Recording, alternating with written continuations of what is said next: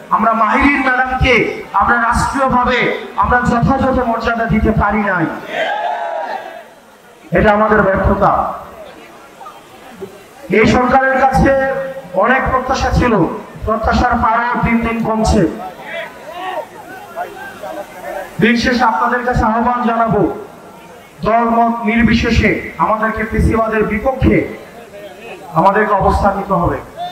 আপনারা গতকাল দেখছেন লাশের উপর দিয়ে এই আওয়ামী ফ্যাসিবাদ আবার তারা রাজনীতি করার চেষ্টা করেছে। প্রিয় চাঁদপুরবাসী, আপনারা সজাগ থাকতে হবে, ফ্যাসিবাদ বিরোধী রাজনৈতিক দলগুলোকে ঐক্যবদ্ধ থাকতে হবে।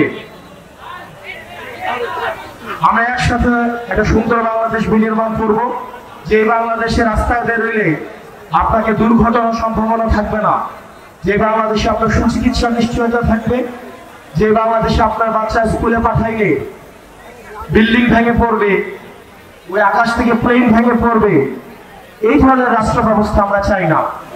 এগুলো তদন্ত করা হোক, হাসিনার আমলে কি পরিমাণ দুর্নীতি করা হয়েছে। আমরা শুনছি বিমান বাহিনীর সাবেক প্রধান নাকি ৩,০০০ কোটি টাকা দুর্নীতি করছে। এই বিমানগুলো কিন্তু হাসিনার আমলে কেনা।